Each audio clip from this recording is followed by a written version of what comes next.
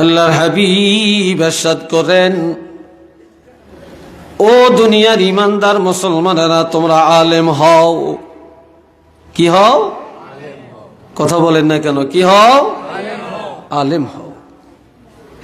অর্থাৎ ইলম অর্জন করে তোমরা আলেম হও। আও মুতাআল্লিমা, অথবা তোমরা ইলম শিখো, ছাত্র হও। কি হও? ছাত্র হও। একজন ছাত্রের কত দাম! তোমরা আলেম হও অথবা ছাত্র হও, ইলম শিখো। সব শিক্ষার মধ্যে একটা নির্দিষ্ট টাইম আছে, কিন্তু জ্ঞান অর্জনের মধ্যে নির্দিষ্ট কোনো সময় নাই, বয়সের কোনো সীমাবদ্ধতা নাই। কবরে যাওয়া পর্যন্ত যদি ছাত্র হয়ে থাকতে পারো, ইলম অর্জনের মধ্যে থাকতে পারো, আল্লাহর হাবিব বলেছেন, এই লোকটা যখন মৃত্যুবরণ করবে শহীদের মর্তবা নিয়ে কবরে যাবে।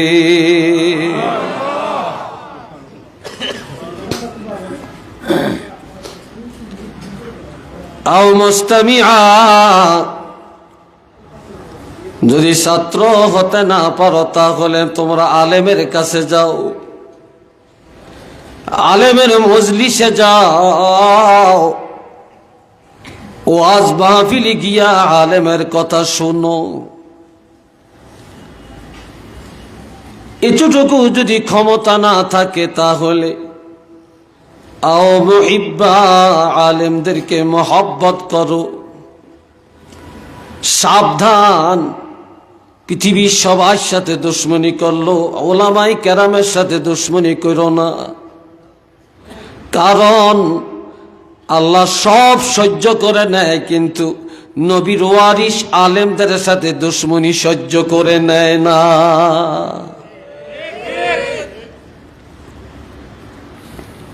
আলেমদের সাথে ভালোবাসা রাখো, মহব্বত রাখো। এই চারটার মধ্যে যদি থাকতে পারো, নাজাতের ফয়সালা। তবে ওয়ালা তাকুন খামিসা, পঞ্চম নম্বর হইও না, শয়তানের বন্ধু হইও না। ফাতুহলিক, তাহলে ধ্বংস নিশ্চিত। তোমরা ধ্বংস হয়ে যাবে, জাহান্নামী হয়ে যাবে। আর আলেমদের সাথে যতদিন সম্পর্ক রাখবে, এলেমের সাথে সম্পর্ক রাখবে, ততদিন মনে করবে তোমরা আল্লাহর রহমত আর নাজাতের মধ্যে থাকবে। উচ্চ আওয়াজে বলেন না সুবহানাল্লাহ।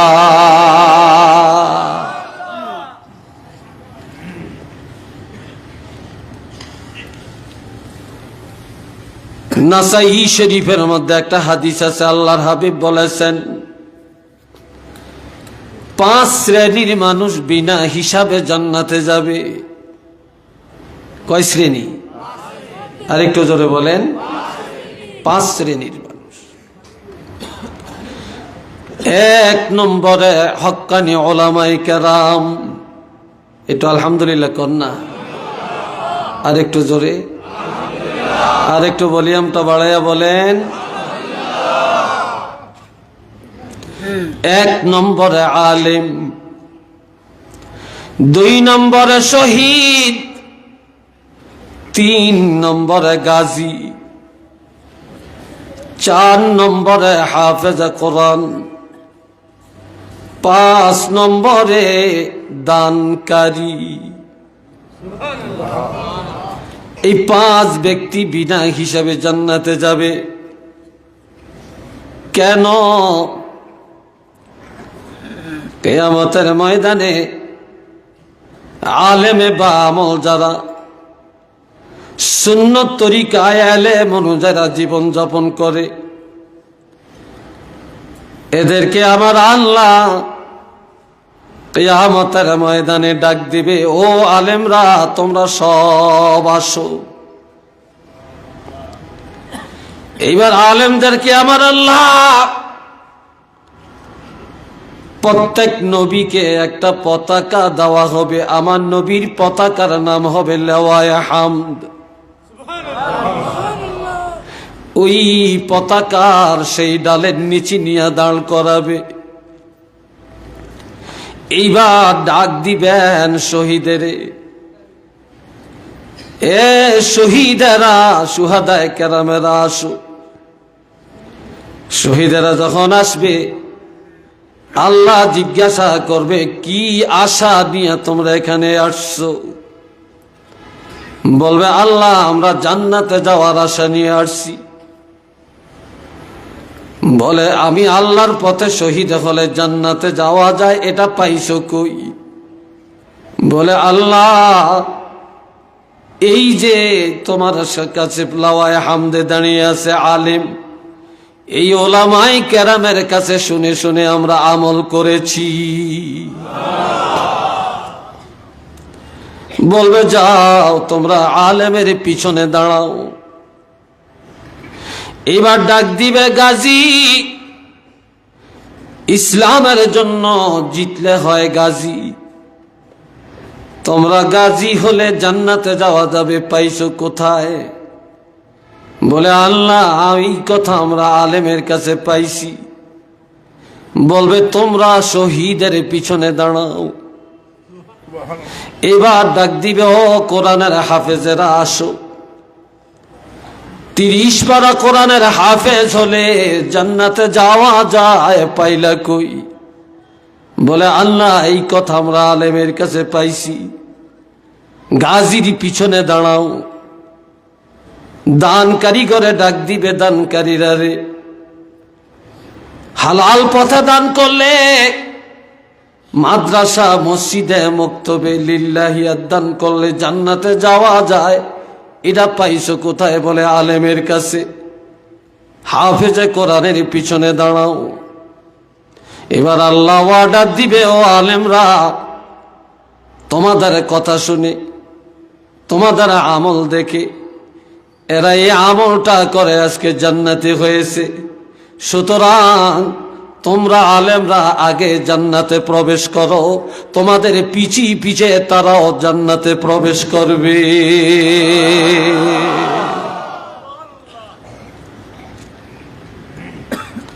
আলেমরা হলো ইঞ্জিল।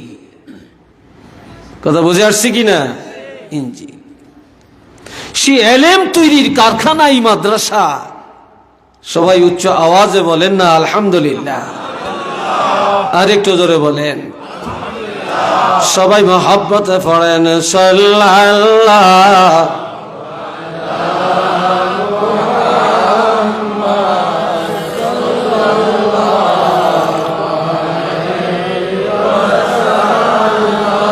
সাল্লাল্লাহ।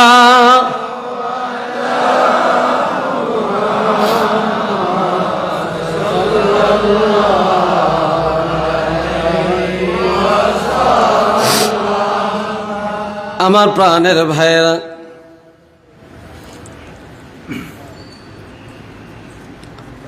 যারা এখানে আজকে বসছেন, আসছেন, আপনারাও আজকের জন্য ছাত্র।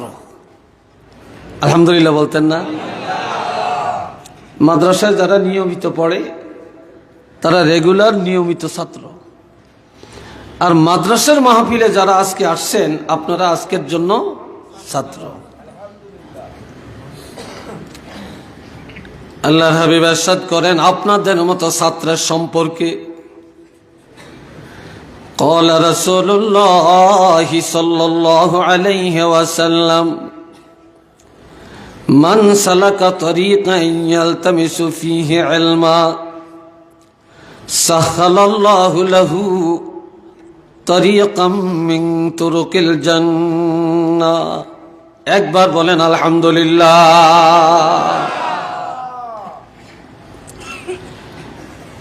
আপনারা এক একজনে এক একটা পথে এক একটা সহজ রাস্তা তালাশ করে এখানে আসছেন, ঠিক না? আর আমার নবীজি ইরশাদ ফরমান, যখন আল্লাহর কোন বান্দা কোরআন হাদিসের ইলম অর্জন করার জন্য ঘর ছেড়ে রাস্তায় বের হয়ে রাস্তা তালাশ করে, কোন পথে গেলে সহজে সেখানে যাওয়া যাবে, যে ব্যক্তি এলেমের রাস্তা তালাশ করে আল্লাহ পাক ওই ব্যক্তির জন্য জান্নাতের রাস্তাগুলো সহজ করে দেয়। আরেকবার কোন আল্লাহু আকবার। হাদিসের ব্যাখ্যাটা এইভাবেও করা যেতে পারে, যে ব্যক্তি তালাশ করে এলেমের পথ আল্লাহ খুলে দেন তার জন্য জান্নাতের পথ। এখানে যারা আসছেন এক গ্রামের মানুষ না কয়েক গ্রামের মানুষ?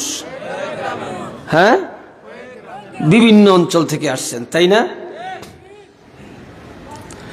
এ কলিজার টুকরা জবাকারা শোনো, আমার নবী ইরশাদ করেন, ওয়ামাজতামা কওমুন ফি বাইতিম মিন বুয়ুতিল্লাহ। যখন কোন এলাকার কতগুলো মানুষ বিভিন্ন এলাকা থেকে এসে একত্রিত হয়ে একটা মজলিসে বসে, ওয়ায়াতলুনা কিতাবাল্লাহি, সেখানে বসে বসে আল্লাহর কোরআন তেলাওয়াত করে অথবা শুনে, ইল্লা নাযালাত আলাইহিমুস সাকিনা, ওই মজলিসের শ্রোতাদের উপরে আল্লাহ পাকের পক্ষ থেকে শান্তি, রহমত এবং বরকত বৃষ্টির মতো নাজিল হতে থাকে।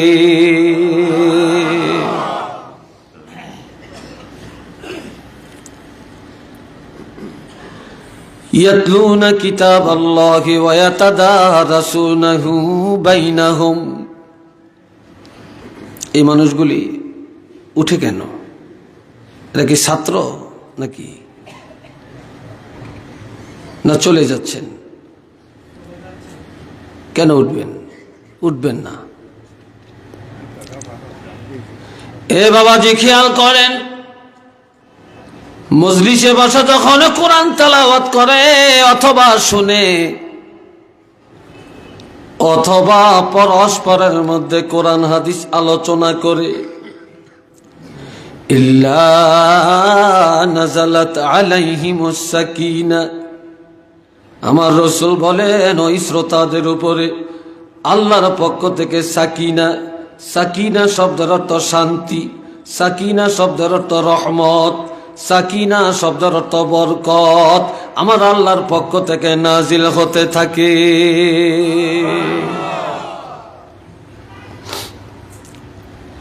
ওয়া গাশিয়াতহুমুর রাহমা,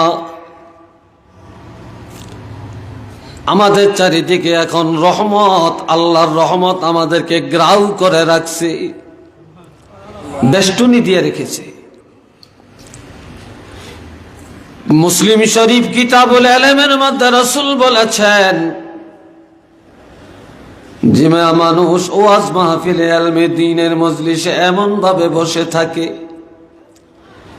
হাত্তাল হিতানু ফি জাওফিল মায়ে, পানির ভিতরে মাছগুলো যেভাবে ডুবে থাকে, ওয়াজ মাহফিলে ইলমে দ্বীনের মজলিসে আল্লাহর বান্দাগুলো তেমনি ভাবে আল্লাহ পাকের রহমতের সাগরের মধ্যে ডুবে থাকে। এ তো মারহাবা কর, আল্লাহু আকবার। ওয়াহাফাতহুমুল মালাইকা,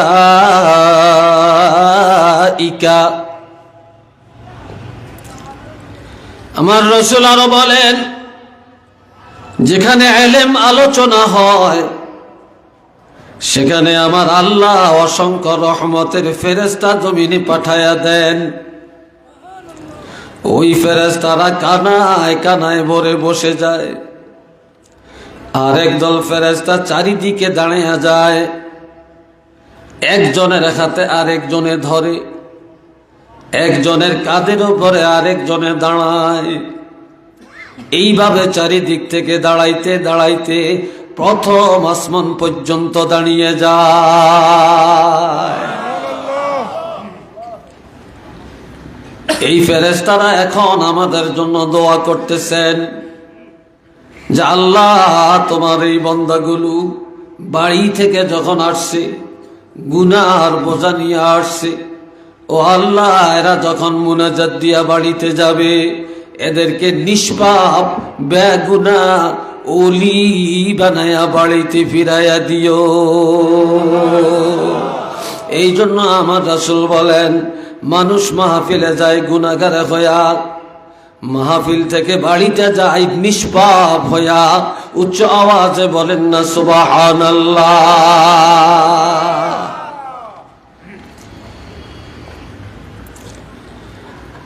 ছেলে যদি পরীক্ষা দিয়া পাস করে, ছাত্র যদি পরীক্ষা দিয়া পাস করে, ছাত্রের গৌরবের থেকে শিক্ষকের গৌরব বেশি। এই কথা ঠিক কিনা? সন্তানের গৌরবের চেয়ে মা বাপের গৌরব অনেক বেশি, ঠিক না?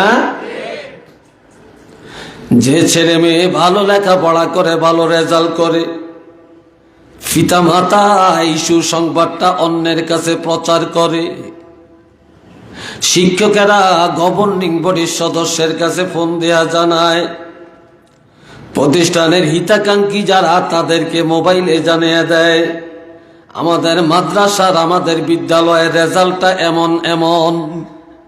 কথা ঠিক কিনা? এটা একটা গৌরবের বিষয়।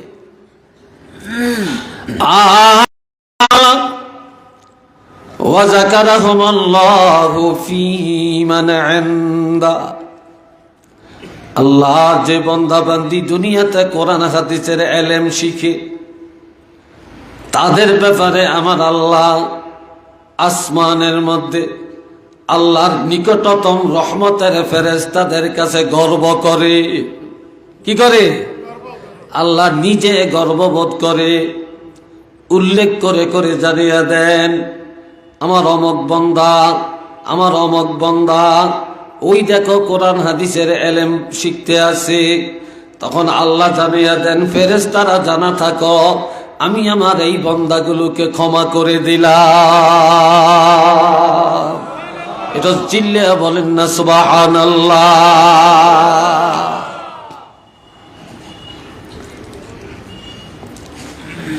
এই জন্য আমার ভাইয়েরা, হযরত ইব্রাহিম খলিল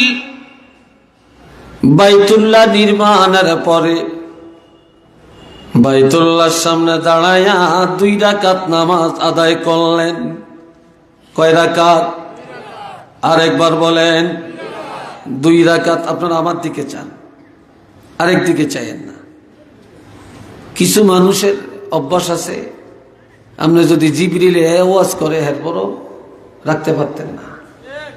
কারণ কি জানেন? কারণটা হলো রসগোল্লা খাইতে বড় মিঠা।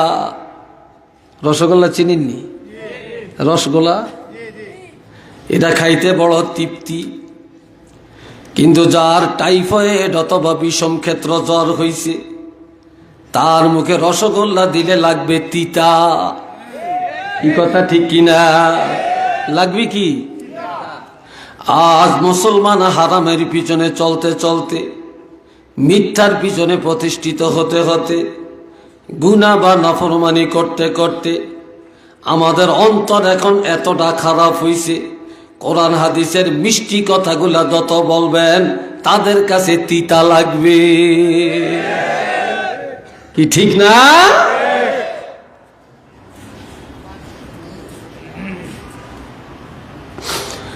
আল্লাহ হযরত ইব্রাহিম খলিলুল্লাহ এইবার বাইতুল্লাহর সামনে দাঁড়াইয়া লম্বা মুনাজাত দেন। লম্বা চূড়া একটা মুনাজাত দিছে।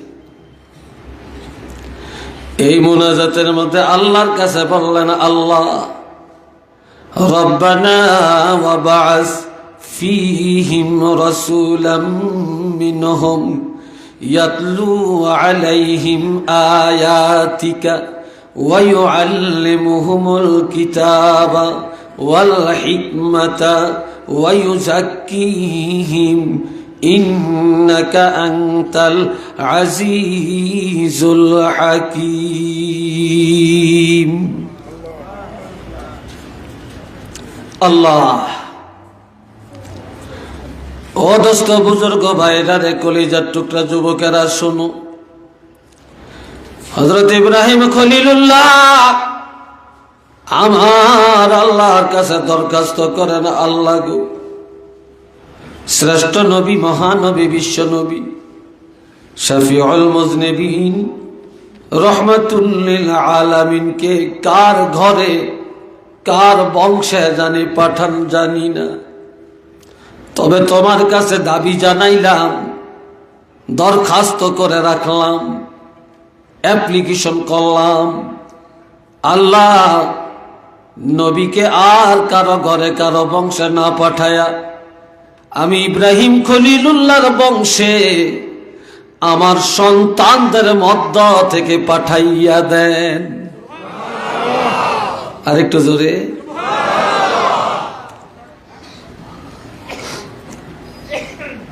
তবে আল্লাহ নবীকে যে পাঠাবেন, নবীর মধ্যে যেন 4টা গুণ পাওয়া যায়। কয়টা ভাই? আরেকটু জোরে কর। আমগো নবীর গুণ কি 4টা? এক কথায় যার গুণের কোনো তুলনা নাই, আছে নাকি? বাবাজিরা রে আমার, হযরত ইব্রাহিম খলিল 1 নম্বরে চাইলেন আল্লাহর কাছে, ইয়াতলু আলাইহিম আয়াতিকা।